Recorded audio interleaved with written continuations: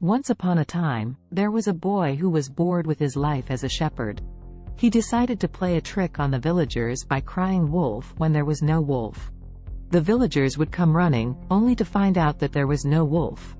One day, a real wolf came and the boy cried for help, but no one believed him because he had lied before. The wolf attacked the sheep and the boy learned a painful lesson. The moral of the story is that lying can have serious consequences, and we should always be truthful and honest.